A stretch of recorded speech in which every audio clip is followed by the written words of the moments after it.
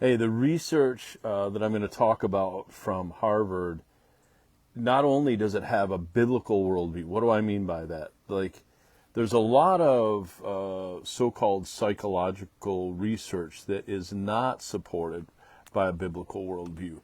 But we get some insights from studies that are done, especially in behavioral sciences, that are just so, not only are they supporting a biblical worldview, they're extremely, they expose us to concepts that we haven't thought of before, and this one is the same. So let me just break it down to you. So first of all, let's start with this, this kind of basic premise of love your neighbor as you love yourself. I'm going to show you Phoebe the dog instead of you looking at my face for a little bit. She's waiting for a squirrel to come out right over there. So love your neighbor as yourself. This sense of appreciating that you are a wonderfully, creatively made individual whose DNA sequence will only appear one time on planet Earth, that you're deeply loved by God, and that, what an incredible ability to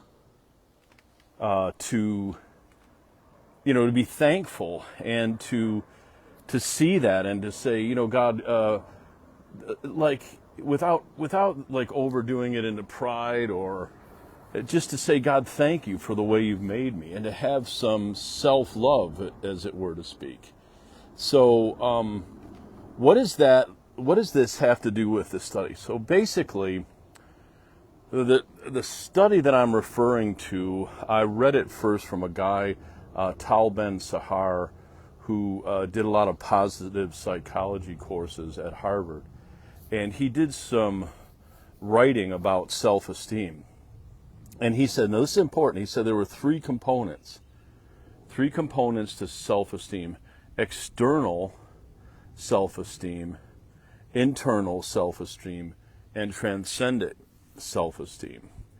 So external self-esteem is where somebody comes up to you and says, hey man, you really look good today, or I read your paper, it's amazing, I read your book, it's great, or thank you for your ministry. And that builds our self-esteem. I feel better about myself, I'm validated, it helps me to, kind of get a better view, feedback, positive feedback for myself. The second one, internal, has to do with I'm setting goals for myself. Like one of the most kind of significant ones in my life, it was the second book that I had written, and I was working with Destiny Image, and they're just doing a great job, but I had set some goals. And I kind of came to this point that whether anybody read the book or not, when he, went on to be it sold a bunch of copies. I was so happy that I finished the book. I was so happy about what the research meant to me. Do you get it? That was internal self-esteem. So external self-esteem, internal. So what is this transcendent self-esteem? Like, what if someone else wrote the book that I wanted to write and they got it out first? Could I be happy? Could I be happy if I influenced another person and they went on to do great things and I never got the credit for it? It's a little bit hard to put your hands on, but that's transcendent self-esteem.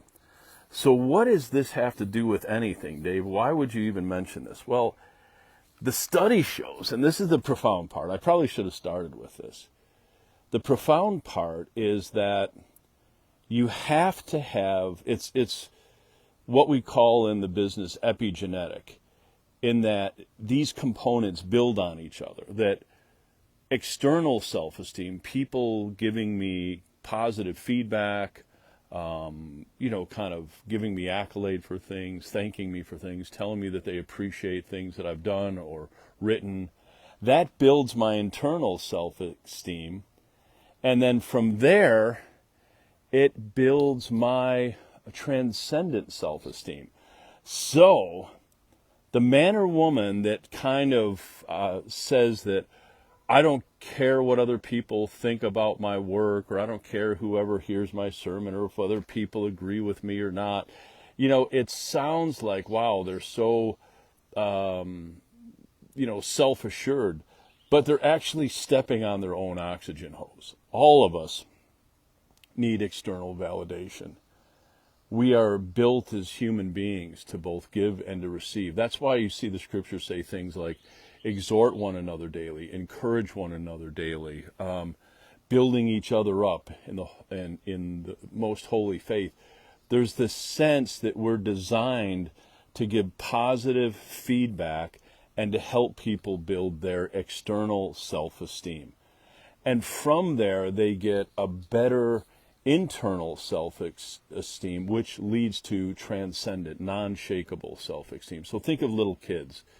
We don't want to give them, the participation award. You came in last in the relay race, but we're so glad you participated. No, I'm not talking about that.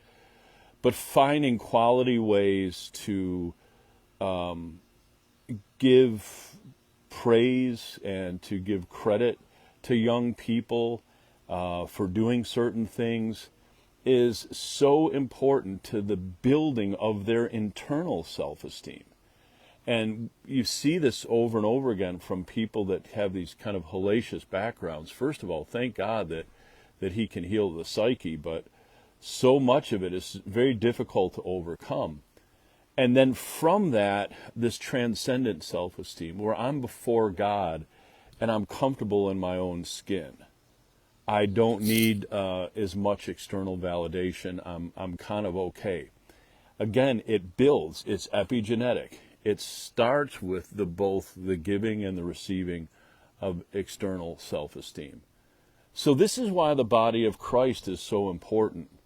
That's why, comfort ye one another with these words. It actually, the original kind of Old English word is comfortus. Come fortify each other with these words. Building each other up in the most holy faith. There's this sense that we're designed to help each other build that self-love that's important. And I know if some of you have had a wrong kind of biblical narrative, or you're thinking like, Dave, isn't this just pride, or am I not? No, I mean, can we not rejoice in the uniqueness that God created us? Don't we have permission to be human and say, Lord, thank you for the qualities that you've given me. Thank you for the way you've made me. And from there, we can live a most extraordinary life. Why? Because in all the research that I've seen, self-esteem is the most significant understructure for a life of satisfaction and happiness.